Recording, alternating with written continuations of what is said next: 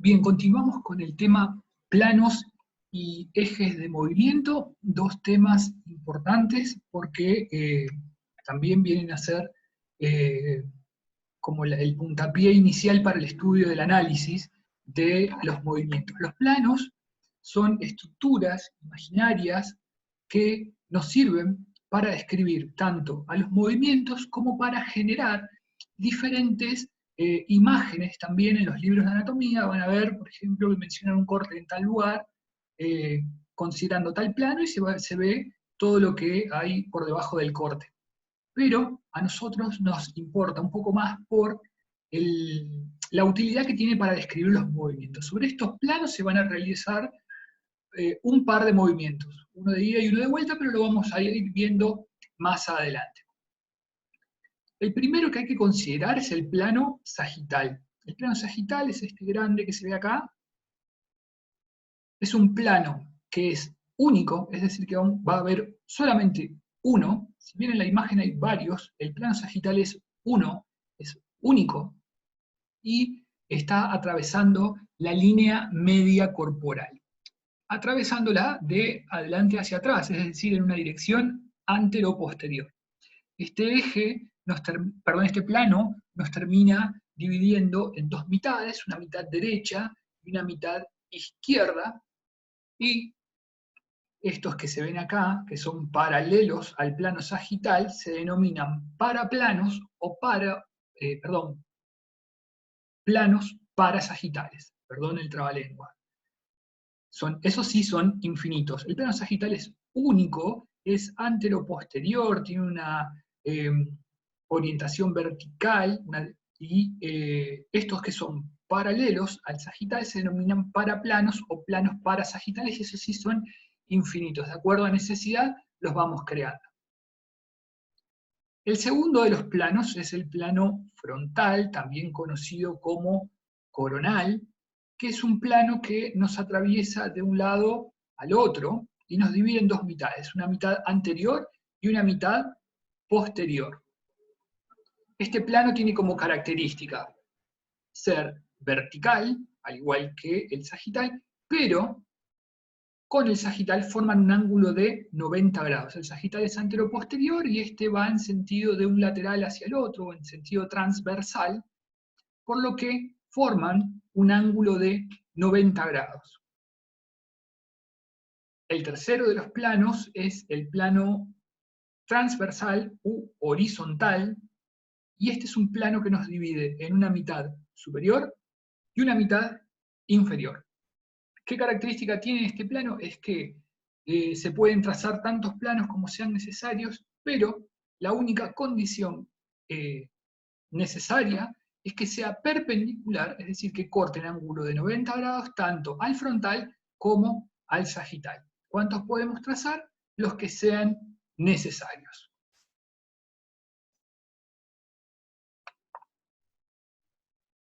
Con respecto a los ejes corporales, sobre los planos se realizan movimientos, después lo vamos a ver un poco más en detalle, pero los ejes son los centros de rotación para que esos movimientos sucedan.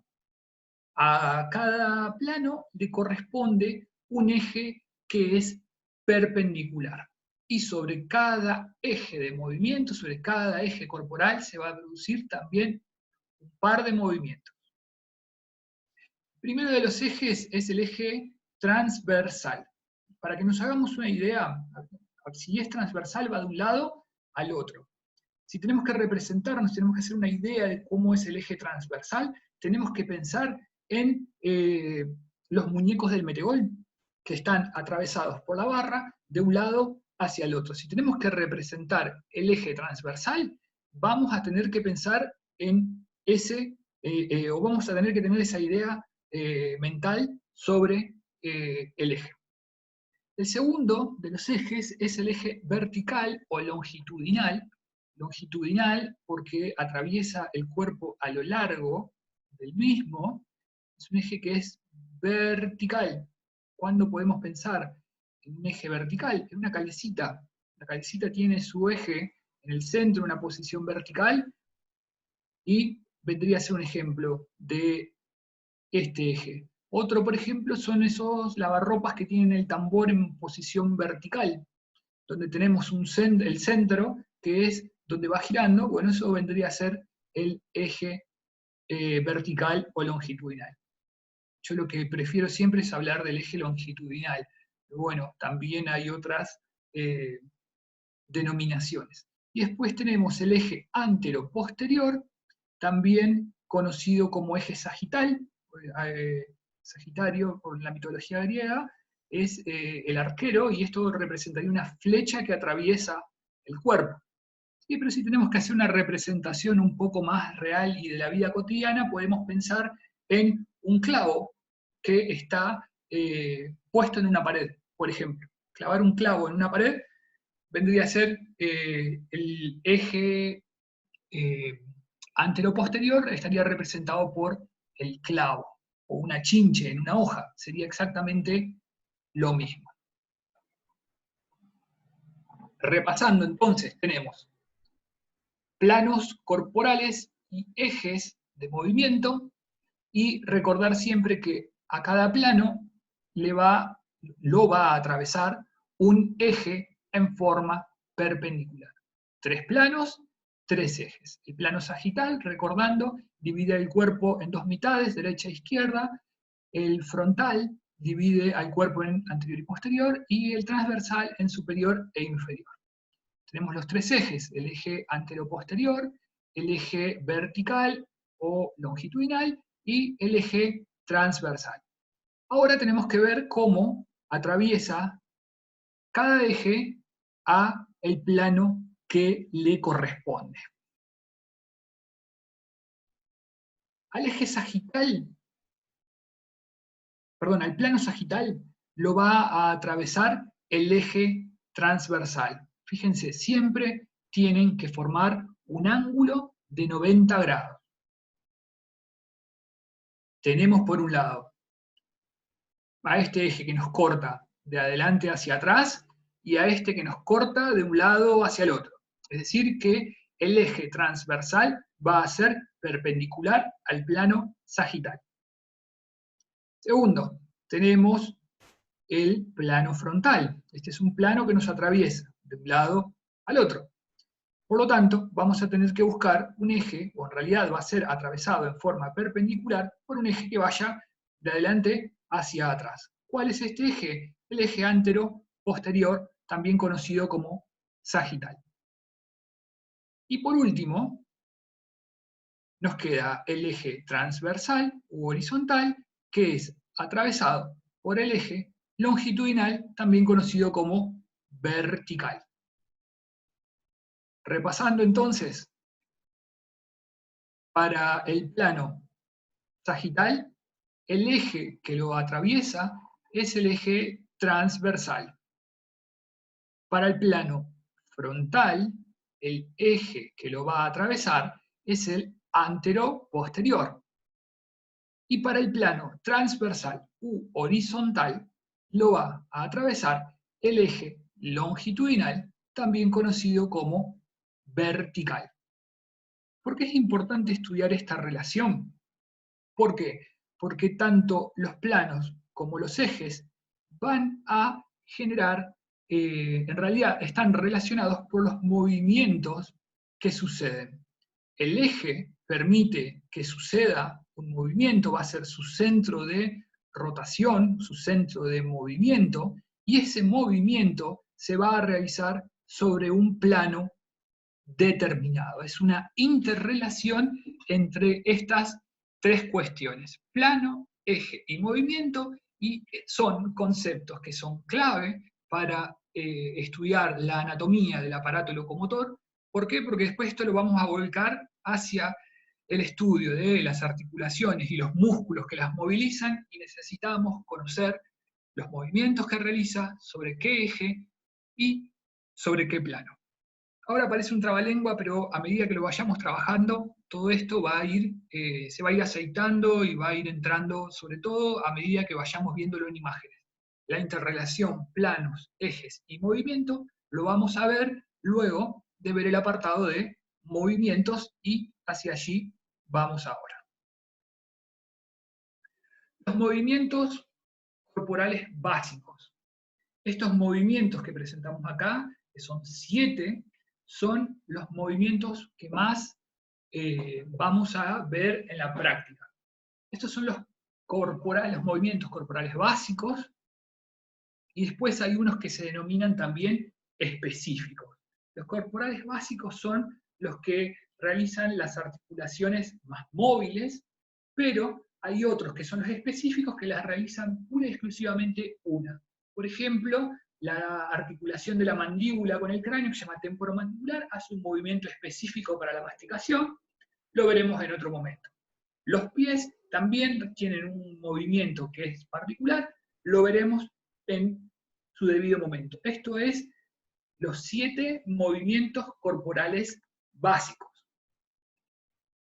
Tenemos, como habíamos hecho en vocabulario de la anatomía, los estudiamos por grupos de pares opuestos. Por un lado la flexión y la extensión, la separación y la aproximación, la rotación y las rotaciones, perdón, que acá no aclara que es interna y externa, y la circunducción, que es la suma de estos primeros 4 movimientos. Por un lado, para hablar de flexión y de extensión, arrancando por la flexión, siempre pensemos que en estos movimientos que se conocen como angulares, se va a aumentar o va a reducir el ángulo de una articulación. ¿Se acuerdan los ángulos en la escuela primaria? Teníamos los lados del ángulo y teníamos el vértice, que es el punto en donde estaban uniéndose. Si vamos a estudiar, por ejemplo, la flexión de rodilla, el muslo va a representar uno de los lados del ángulo, el vértice está en la rodilla, y el otro, la otra parte del ángulo, lo representa la pierna. Siempre que haya una flexión, este ángulo va a reducirse. Siempre. Ahora, cuando y las caras se aproximan. Fíjense, la pantorrilla se aproxima a la cara posterior del muslo. En la extensión pasa todo lo contrario. Ese ángulo que se había reducido aumenta. Por lo general, todos los movimientos de flexión son anteriores, menos el de la rodilla. La rodilla flexiona hacia atrás. Lo mismo pasa con el hombro. El hombro, cuando hace un movimiento anterior, en realidad no vamos a hablar de flexión, se llama antepulsión, y cuando va hacia atrás se llama retropulsión, pero eso lo vamos a ver en otro momento. Repasando entonces, la flexión es la disminución del ángulo de una articulación y que implica que las caras de los segmentos involucrados se aproximen. El opuesto, que es la extensión, nos habla de un aumento del ángulo, es decir, que las caras se alejan. A nivel del cuello y a nivel de cabeza, fíjense, la flexión también es hacia adelante y la extensión es hacia atrás. Tenemos un ejemplo particular de flexión que es a nivel del pie, que se llama dorsiflexión o flexión dorsal, y flexión plantar, cuando, dependiendo, de si la punta la punta de los pies apunta hacia arriba o hacia abajo, por ejemplo, al caminar sobre talones o al caminar sobre punta de pie. Cuando caminamos sobre talones, es decir, que la punta de los pies va hacia arriba, eso se llama dorsiflexión o flexión dorsal, y cuando va hacia abajo, por ejemplo, cuando caminamos sobre la punta de los pies, se denomina flexión plantar. Eso es en el terreno de las flexiones. Este tema lo vamos a volver a abordar cuando veamos miembro inferior, con mucho más detalle. Por otro lado, nos corremos ya de las flexiones y de las extensiones y vamos a hablar de la abducción y de la aducción. también conocidas, y permítanme decirles que es el nombre que utilizamos, es separación y aproximación. Son dos nombres que son mucho más amigables y menos confusos que estos que suenan prácticamente iguales. Abducción y aducción. Abducción implica un movimiento que separa al segmento de la línea media, es decir, que lo lleva hacia el lateral. La aducción es el movimiento opuesto en donde el miembro o segmento se aproxima hacia la línea media corporal. ¿Sí? ¿Queda claro? Abducción es separar, aducción es aproximar.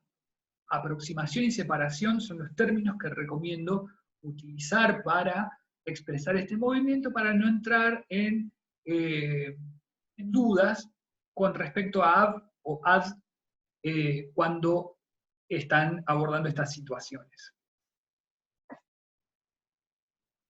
Tercer apartado, las rotaciones. Las rotaciones se denominan rotación interna, rotación externa, rotación derecha, rotación izquierda. Lo que, por lo menos con la bibliografía que nosotros nos manejamos, es rotación interna y rotación externa. En el caso de la cabeza, no podemos mencionar ahí cuándo va hacia la línea media, porque la cabeza, en este ejemplo, está en línea media. Así que en este caso vamos a tener que utilizar, por ejemplo, rotación derecha y rotación izquierda. Pero supongamos que vamos a considerar todo el miembro inferior. Vamos a hablar de rotación interna cuando, fíjense, hay una estructura que es anterior. En este caso vamos a considerar la rótula, o podemos considerar la punta de los pies. Tomamos algo como referencia. Si estas estructuras que son anteriores al movilizar, al rotar el segmento, terminan sobre la línea media, vamos a hablar de una rotación interna. Ahora, si hacemos el movimiento opuesto, y donde estas estructuras que siempre están, en posición anterior, se desplazan y terminan alejados de la línea media, vamos a hablar de una rotación externa, es decir, él rotó hacia afuera y rotó hacia adentro, hablando vulgarmente. Tenemos un caso específico, una forma específica de rotación que se da en el antebrazo, específicamente el radio es el que realiza un movimiento de rotación y que es pura y exclusivamente del antebrazo, que se llaman pronación y supinación. La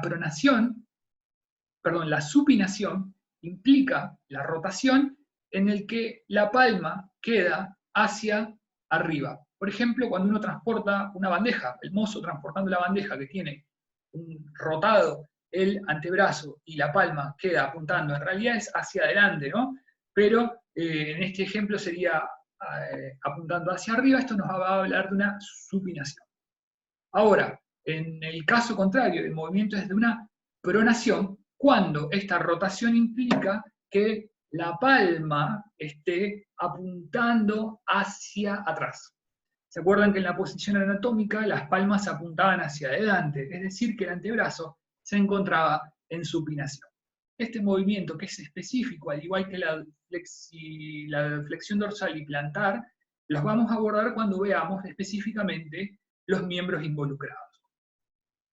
Por último, queda que es el movimiento de circunducción. El movimiento de circunducción no es un movimiento básico, en realidad es un movimiento acoplado de estos primeros 4 que mencionábamos. Y lo que se termina formando es un movimiento, circular que, en realidad el miembro termina describiendo una trayectoria circular, pero implica la sumatoria de 4 movimientos: flexión-extensión, separación y aproximación. Un ejemplo de circunducción, por ejemplo, que lo realiza el miembro superior, es cuando, perdón si es muy burdo el ejemplo, pero cuando se limpia el piso con un trapo, sin el palo, en donde uno apoya el pie sobre el trapo y empieza a describir un movimiento circular, ¿sí? Primero va hacia adelante, después va hacia el lateral, después va hacia atrás, después vuelve a la línea media y vuelve a ir hacia adelante y termina describiendo una trayectoria circular. Ese movimiento que implica la combinación de estos 4 movimientos es el movimiento de circunducción. Ahora bien, lo que continúa son la combinación o la interrelación entre planos, ejes y movimientos. Es decir, los movimientos que mencionamos anteriormente, vamos a determinar sobre qué eje y sobre qué eje se producen y sobre qué plano van a estar realizándose también. El primero que habíamos visto, bueno, pero en realidad es el primero que vamos a ver. Tenemos el plano frontal, pintado acá de rojo, era atravesado por el eje antero-posterior, también conocido como eje sagital. ¿Qué movimiento nos propone acá? Son movimientos de lateralización, ¿sí? Acá parece como que está caído, pero en realidad está haciendo un movimiento lateral del tronco. Es una inclinación lateral del tronco, no está yéndose hacia adelante, sino hacia los lados. ¿Qué otro movimiento podemos hacer en esta combinación? Sobre el eje antero-posterior se va a realizar la separación y la aproximación. ¿Sobre qué plano se realiza? Sobre el plano frontal. ¿Cómo podríamos pensar en esto? Volvemos al ejemplo del clavo en la pared, el clavo y un cuadro, ¿sí? Que está colgando. El clavo representa al eje antero-posterior sagital, la pared va a representar al plano frontal, y este segmento, el miembro superior, va a ser el cuadro. ¿Qué movimiento se puede realizar en esta combinación de plano y eje? Movimientos laterales. ¿Qué pasa con el cuadro? El cuadro va y viene. ¿Cómo se denomina en el cuerpo humano cuando se separa el segmento de la línea media? Es la separación, y cuando vuelve es la aproximación. El segundo, tenemos el plano corporal, es el plano sagital, el eje que lo atraviesa es el eje transversal. Los movimientos que se realizan son los movimientos de flexión y de extensión. Son movimientos que van hacia adelante y hacia atrás. Pensemos de nuevo en el muñequito del meteoro. ¿Qué va a hacer el muñeco? Está atravesado, parece, acá queda clarísimo, va a hacer un movimiento hacia adelante y hacia atrás. Hoy habíamos dicho que las flexiones y las extensiones tenían esa dirección, hacia adelante y hacia atrás. Es decir, que sobre el plano sagital, atravesado por el eje transversal, se van a producir los movimientos de flexión y de extensión. En esta imagen, lo que se ve es una flexión del tronco. Por último, tenemos representado acá el plano transversal u horizontal, atravesado por el eje longitudinal o vertical. ¿Qué movimientos se realizan sobre este plano y sobre este eje? Los movimientos de rotación. Pensemos en la calecita, nuevamente, tenemos el eje de rotación y las personas girando en torno a este eje, atravesando el plano transversal. Como último, nos queda apenas este apartado que es el de cavidades corporales, un tema que había quedado colgado, que está en la bibliografía, no es el de los temas más importantes, también vamos a ir retomando, pero bueno, ya que estamos lo vamos a mencionar. ¿Qué son las cavidades corporales? Son los espacios que se encuentran dentro del cuerpo, y en el interior hay órganos, ¿sí? Hay espacios delimitados. Hay cavidades de gran tamaño, que son las que nosotros vamos a estar mencionando ahora, pero después hay cavidades pequeñas. ¿Cómo vamos a pensar en una cavidad? Como un espacio. Un espacio. Adentro del cráneo hay un espacio que está relleno, que está ocupándolo, perdón, el encéfalo, por ejemplo. Vamos a hablar entonces de la cavidad craneal. ¿Quién es el continente? ¿Quién genera ese espacio? Los huesos del cráneo. ¿Cuál es el contenido? El encéfalo. Segunda cavidad, ahora ya saliendo del segmento cabeza, nos vamos al segmento tronco. Tenemos en el tronco, en la porción superior, vamos a tener la cavidad torácica. ¿Cuál es el continente? ¿Quién está formando la cavidad torácica? Y las costillas, los músculos intercostales, ¿sí? ¿Y cuál va a ser el contenido de la cavidad torácica? Y principalmente los órganos respiratorios y el corazón. Por debajo de la cavidad torácica y sin salirnos del tronco, vamos a encontrar a la cavidad abdominopelviana. ¿Qué vamos a encontrar en esta cavidad? Y muchísimos órganos, pero si tenemos que representar los principales sistemas involucrados y la mayor parte del sistema digestivo, el aparato urinario, los aparatos reproductores, cuando sus órganos son internos, y todo está contenido dentro de este espacio.